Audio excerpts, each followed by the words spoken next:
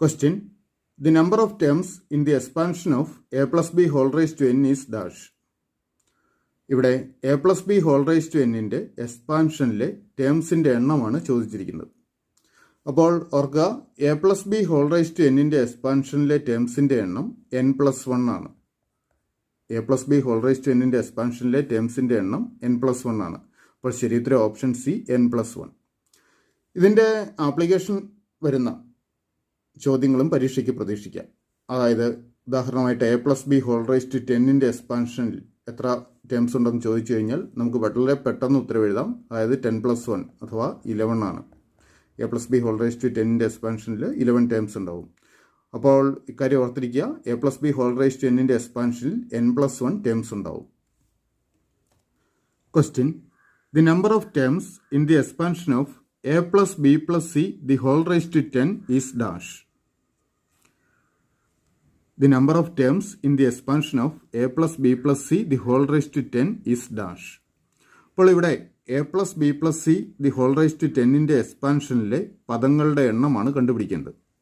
a plus b plus c the whole raised to 10ൻ്റെ എക്സ്പാൻഷനിലെ പദങ്ങളുടെ എണ്ണം. അപ്പോൾ ഇത് കണ്ടുപിടിക്കാൻ നമുക്കൊരു ഫോർമുല ഉണ്ട്.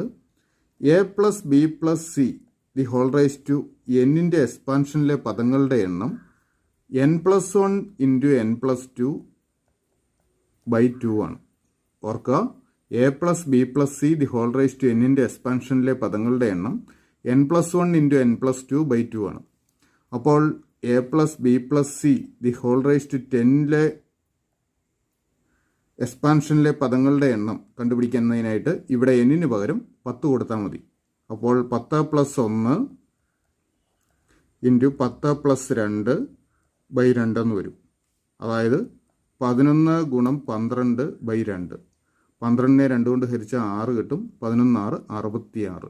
അപ്പോൾ A plus B plus C the whole raise to 10ൻ്റെ എക്സ്പാൻഷനിൽ 66 പദങ്ങളുണ്ടാവും. ശരി ഉത്തരം option C 66. If A equal to set 3, 6, 8, 9 and B equal to set 1, 3, 5, 9 then B minus A is dash. ഇവിടെ 2 സെറ്റുകൾ നൽകിയിട്ടുണ്ട്. സെറ്റ് എ, അതിലെ എലമെൻറ്റ്സ് 3, 6, 8, 9. ബി എന്ന സെറ്റ് 1, 3, 5, 9 ആണ്.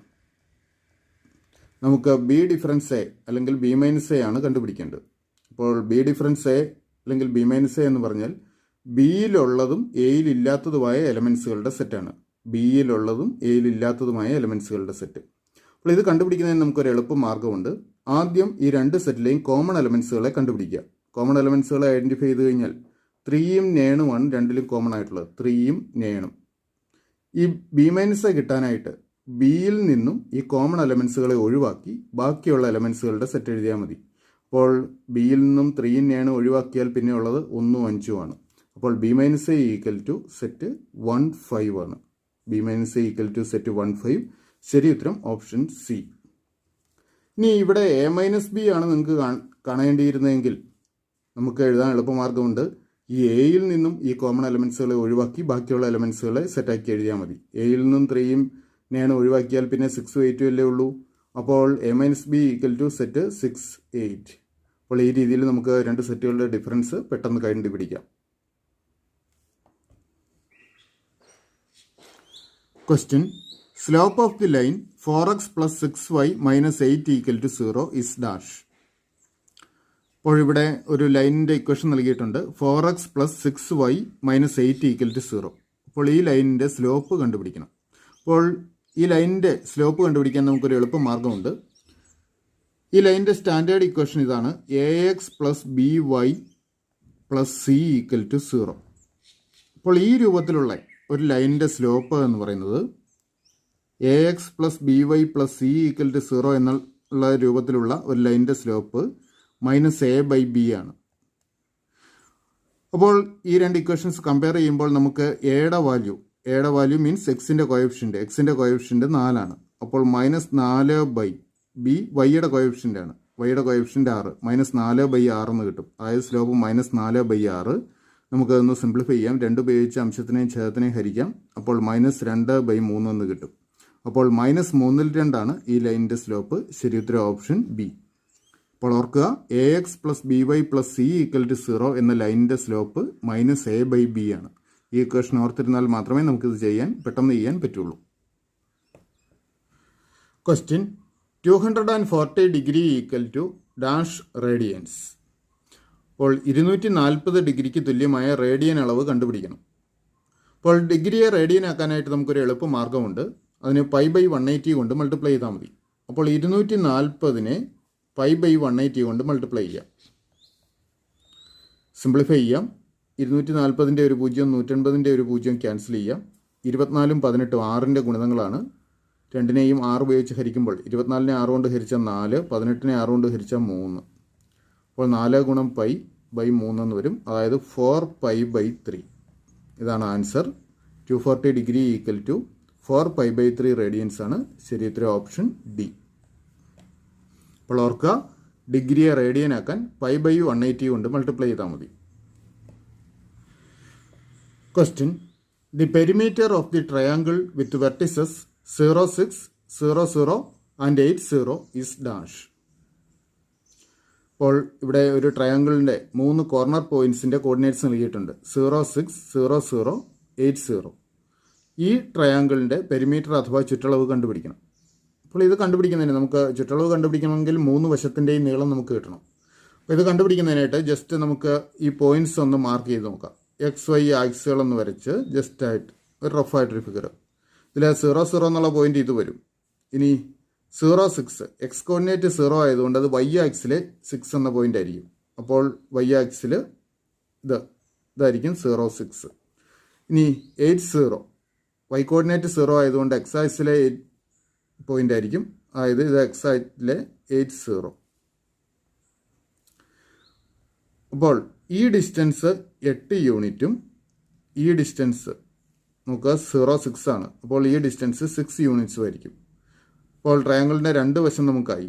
ഇനി ഈ ഹൈപ്പട്ന്യൂസ് കൂടെ കണ്ടുപിടിച്ചാൽ മതി. അപ്പോൾ നോക്കുക ഇതൊരു റൈറ്റ് ആംഗിളിൻ്റെ ട്രയാങ്കിളാണ്. അതുകൊണ്ട് നമുക്ക് പൈതഗോറസ് തിയറം അപ്ലൈ ചെയ്യാം. പൈതഗോറസ് തിയറം എന്താണെന്ന് ഓർക്കുക. Base square plus altitude square = hypotenuse square. അല്ലെങ്കിൽ ലംബവശങ്ങളുടെ വർഗ്ഗങ്ങളുടെ തുക കർണത്തിൻ്റെ വർഗ്ഗത്തിന് തുല്യമായിരിക്കും. അപ്പോൾ ലംബവശങ്ങൾ 8 സെൻറ്റിമീറ്ററും 6 സെൻറ്റിമീറ്ററും ആണെന്ന് കരുതുക. 8ഉം 6ഉം ആണ്. അപ്പോൾ 8 സ്ക്വയർ + 6 സ്ക്വയർ അതായിരിക്കും ഈ വശത്തിൻ്റെ നീളത്തിൻ്റെ വർഗ്ഗം. 8 സ്ക്വയർ 64 + 6 സ്ക്വയർ 36. 64ഉം 36ഉം കൂടെ കൂട്ടിയാൽ 100. അപ്പോൾ 100ൻ്റെ വർഗ്ഗമൂലം എടുത്താൽ ഈ വശം കിട്ടും. 100ൻ്റെ വർഗ്ഗമൂലം 10. അപ്പോൾ 6, 8, 10 ഇതാണ് 3 വശങ്ങളുടെ നീളങ്ങൾ. അപ്പോൾ ചുറ്റളവ് 6 + 8 + 10.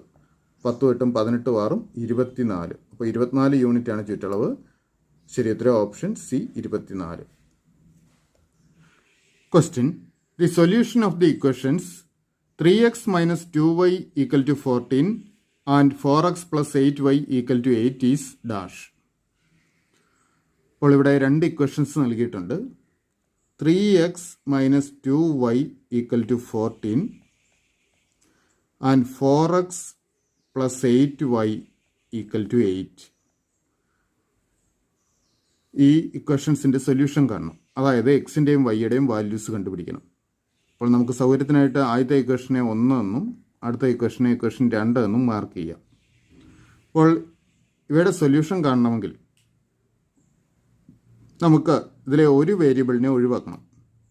നമുക്ക് y എന്ന വേരിയബിളിനെ ഒഴിവാക്കാം. y എന്ന വേരിയബിളിനെ ഒഴിവാക്കണമെങ്കിൽ ഓർക്കുക വൈയുടെ കോഎഫിഷ്യൻ്റ് രണ്ടിടത്തും സെയിം ആക്കണം. ഒന്ന് പോസിറ്റീവ് ഒന്ന് നെഗറ്റീവ് ആകുന്നതിന് കുഴപ്പമില്ല. പക്ഷേ വാല്യൂ ഇവിടെ 8ഉം ഇവിടെ 2ഉമാണ്. അത് രണ്ടും തുല്യമാക്കാം. അതിനായിട്ട് 4ന് ഈ 2നെ 4 കൊണ്ട് ഗുണിച്ചാൽ 8 കിട്ടുമല്ലോ. അപ്പോൾ നമുക്ക് ഒന്നാമത്തെ ഇക്വേഷനെ 4 കൊണ്ട് ഗുണിക്കുക. ഒന്നാമത്തെ ഇക്വേഷനെ 4 കൊണ്ട് ഗുണിക്കുന്നു. അപ്പോൾ എല്ലാ ടൈമിൻ്റെയും 4 കൊണ്ട് ഗുണിക്കുക. 4 12x - 4 2 8y = 14 × 4 56 വരും. ഇതിനെ ഇക്വേഷൻ 3 എന്ന് കൊടുക്കാം. ഇപ്പോൾ നോക്കുക ഇവിടെ +8y ഇവിടെ -8y ഉണ്ട്. ഈ +8y -8y കൂടെ കൂട്ടിക്കഴിഞ്ഞാൽ വൈയുടെ ടേം ഇല്ലാതാവും. അപ്പോൾ നമുക്ക് ഈ രണ്ടാമത്തെ ഇക്വേഷനും മൂന്നാമത്തെ ഇക്വേഷനും കൂടെ കൂട്ടിയാൽ നമുക്ക് വൈയെ ഒഴിവാക്കാം. അപ്പോൾ ഇത് രണ്ടും കൂടെ കൂട്ടുമ്പോൾ 12 4 16x 12x അധികം 4x 16x +8y -8y കൂടെ കൂട്ടുമ്പോൾ വൈയുടെ ടേം ഇല്ലാതായി സമം 56 8 64 എന്നായി. അപ്പോൾ ഇവിടെ നമുക്ക് എക്സ് കണ്ടുപിടിക്കാമല്ലോ. എക്സ് സമം 64/16. 64നെ 16 കൊണ്ട് ഹരിച്ചാൽ 4. അപ്പോൾ എക്സിൻ്റെ വാല്യൂ നമുക്ക് കിട്ടി 4ആണ്. ഈ എക്സിൻ്റെ വാല്യൂ ഇതിലൊരു ഇക്വേഷനകത്ത് ഇട്ട് കൊടുത്തു കഴിഞ്ഞാൽ നമുക്ക് വൈയുടെ വാല്യൂ കിട്ടും. അപ്പോൾ ഈ രണ്ടാമത്തെ ഇക്വേഷനകത്ത് എക്സിൻ്റെ വാല്യൂ 4 എന്ന് കൊടുക്കാം. അപ്പോൾ 4x എന്നുള്ളത് 4 × 4 + 8y = 8 എന്ന് വരും. 4 16 ആണല്ലോ. അതായത് 16 + 8y = 8. ഇവിടുന്ന് 8y സമം 8 - 16 എന്ന് വരും. 8ൽ നിന്ന് 16 കുറച്ചാൽ -8. ചെറുതിൽ നിന്ന് വലുത് കുറയ്ക്കാൻ നെഗറ്റീവ്, വലുതിൽ നിന്ന് ചെറുത് കുറച്ച് നെഗറ്റീവ് സിമ്പിൾ കൊടുത്താൽ മതി. ഇപ്പോൾ -8. y സമം -8/8 സമം -1 അഥവാ -1 എന്ന് വരും. അപ്പോൾ എക്സിൻ്റെ വാല്യൂ 4ഉം വൈയുടെ വാല്യൂ -1ഉമാണ്. അപ്പോൾ നമുക്ക് വേണ്ട ഉത്തരം 4 and -1. ശരി ഉത്തരം ഓപ്ഷൻ സി ആണ്, 4 and -1. നമുക്ക് ഈ ഉത്തരം നമുക്ക് എക്സിൻ്റെ വാല്യൂ കിട്ടുമ്പോൾ തന്നെ എഴുതാം. കാരണം എക്സിൻ്റെ വാല്യൂ 4 വരുന്ന ഒരേ ഓപ്ഷനേ ഉള്ളൂ, ഓപ്ഷൻ സി മാത്രമേ ഉള്ളൂ. അതുകൊണ്ട് എക്സിൻ്റെ വാല്യൂ 4 കിട്ടുമ്പോൾ തന്നെ നമുക്ക് ഉത്തരം ഐഡൻറ്റിഫൈ ചെയ്യാം. Option C 4 and -1. Question, what is the derivative of log 3? ഇവിടെ log 3യുടെ ഡെറിവേറ്റീവ് എത്രയാണെന്നാണ് ചോദ്യം. log 3 ഒരു കോൺസ്റ്റൻ്റ് ആണ്. കോൺസ്റ്റൻ്റ് ഫംഗ്ഷൻ്റെ ഡെറിവേറ്റീവ് എപ്പോഴും 0 ആണ്. അതുകൊണ്ട് log 3യുടെ ഡെറിവേറ്റീവും 0 ആണ്. അപ്പോൾ ശരി ഉത്തരം option D 0. Question, let A and B are 2 sets such that n of a equal to 3, n of b equal to 4, then n of a cross b equals dash. ഇവിടെ എയും ബിയും 2 സെറ്റുകളാണ്. n of a equal to 3 എന്ന് നൽകിയിട്ടുണ്ട്. അതായത് എയിലെ എലമെൻസിൻ്റെ എണ്ണം 3 ആണ്. അതുപോലെ n of b equal to 4, ബിയിൽ 4 എലമെൻസ് ഉണ്ട്. n of a cross b കണ്ടുപിടിക്കണം. a cross bയിലെ എലമെൻസിൻ്റെ എണ്ണം കണ്ടുപിടിക്കണം. അപ്പോൾ a cross bയിലെ എലമെൻസിൻ്റെ എണ്ണം കണ്ടുപിടിക്കാൻ നമുക്കൊരു സൂത്രവാക്യമുണ്ട്. അതായത് n of a cross b equal to n of a into n of b ആണ്. n of a cross b equal to n of a into n of b ആണ്. ഇവിടെ എയിലെ എലമെൻസുകളുടെ എണ്ണം 3, അതായത് 3 ഗുണം ബിയിലെ എലമെൻസുകളുടെ എണ്ണം 4. 3 ഗുണം 4, 3 12. അപ്പോൾ എ ക്രോസ് ബിയിലെ എലമെൻസുകളുടെ എണ്ണം 12 ആണ്. ശരി ഉത്തരം option B. Question, if A is a 3/3 matrix with determinant A equal to 5, then determinant of adjoint A equal to dash. ഇവിടെ എ ഒരു 3/3 മെട്രിക്സ് ആണെന്ന് നൽകിയിരിക്കുന്നു. ഡിറ്റർമിനന്റ് എയുടെ വാല്യൂ 5, ഡിറ്റർമിനന്റ് ഓഫ് അഡ്ജോയിന്റ് കണ്ടുപിടിക്കണം. അപ്പോൾ ഡിറ്റർമിനന്റ് ഓഫ് അഡ്ജോയിന്റ് കണ്ടുപിടിക്കാൻ നമുക്കൊരു സൂത്രവാക്യമുണ്ട്. അതായത് determinant of adjoint equal to determinant raise to n-1 ആണ്. ഇവിടെ n സൂചിപ്പിക്കുന്നത് ഈ എ എന്ന മെട്രിക്സിൻ്റെ ഓർഡറാണ്. നമ്മളുടെ ക്വസ്റ്റ്യനിൽ എ ഈസ് എ 3/3 മെട്രിക്സ് നൽകിയിട്ടുണ്ട്. അതുകൊണ്ട് എന്നിൻ്റെ വാല്യൂ 3 എടുക്കണം. അതുപോലെ ഡിറ്റർമിനന്റ് നൽകിയിരിക്കുന്നു, ഡിറ്റർമിനന്റ് 5. ഈ വാല്യൂസ് നമുക്ക് ഇക്വേഷനകത്ത് കൊടുക്കാം. അപ്പോൾ ഡിറ്റർമിനന്റ് റൈസ് ടു n-1, അതായത് 5 റൈസ് ടു 3 - 1 എന്ന് വരും. 3 - 1 2 ആണല്ലോ. അതായത് 5 സ്ക്വയർ 25. അപ്പോൾ അഡ്ജോയിന്റ് എയുടെ ഡിറ്റർമിനന്റ് വാല്യൂ 25 ആണ്. ശരി ഉത്തരം option D 25. Question, 3 factorial - 2 factorial equals dash. 3 factorial - 2 ഫാക്ടോറിയലിൻ്റെ വില കണ്ടുപിടിക്കണം. 3 ഫാക്ടോറിയൽ എന്നാൽ 1 മുതൽ 3 വരെയുള്ള നമ്പേഴ്സിൻ്റെ പ്രോഡക്റ്റാണ്. അതായത് 3 ഫാക്ടോറിയൽ ഈക്വൽ ടു 1 ഗുണം 2 ഗുണം 3 ഗുണിച്ച് കഴിയുമ്പോൾ 1 2 2 2 3 6 എന്ന് കിട്ടും. അതുപോലെ 2 ഫാക്ടോറിയലോ 1 മുതൽ 2 വരെയുള്ള നമ്പേഴ്സിൻ്റെ പ്രോഡക്റ്റ് 1 ഗുണം 2, അത് 2. അപ്പോൾ 3 ഫാക്ടോറിയൽ - 2 ഫാക്ടോറിയൽ എത്ര വരും? 6 - 2, അതായത് 4. അപ്പോൾ 3 ഫാക്ടോറിയൽ - 2 ഫാക്ടോറിയലിൻ്റെ വാല്യൂ 4 ആണ്. ശരി ഉത്തരം option D 4. Question, let A equal to 2/2 matrix 1 3 - 2 4, then adjoint A is dash. ഇവിടെ എ എന്ന മെട്രിക്സ് നൽകിയിട്ടുണ്ട്. എ 2/2 മെട്രിക്സ് ആണ്. 1 3 - 2 4. അപ്പോൾ അഡ്ജോയിന്റ് എ എഴുതണം. അഡ്ജോയിന്റ് എ എഴുതാനൊരു എളുപ്പമാർഗ്ഗമുണ്ട്. എ 2/2 മെട്രിക്സ് ആണെങ്കിൽ അഡ്ജോയിന്റ് എ എഴുതാനായിട്ട് എയിലെ മെയിൻ ഡയഗണൽ എലമെൻറ്റ്സ് ആദ്യം ഇൻ്റർചേഞ്ച് ചെയ്യുക. അപ്പോൾ 1 4 ഇൻ്റർചേഞ്ച് ചെയ്യുമ്പോൾ 4 ആദ്യവും 1 ഇവിടെയും വരും. ഇനി മറ്റ് 2 എലമെൻറ്റ്സിൻ്റെ സൈൻ ചേഞ്ച് ചെയ്ത് എഴുതുക. അപ്പോൾ 3യുടെ സ്ഥാനത്ത് -3 എഴുതുക, -2ൻ്റെ സ്ഥാനത്ത് 2 എഴുതുക. അപ്പോൾ അഡ്ജോയിന്റ് ഈക്വൽ ടു 2/2 മെട്രിക്സ് 4 - 3 2 1 എന്ന് വരും. അതായത് ശരി ഉത്തരം ഓപ്ഷൻ എ ആണ്.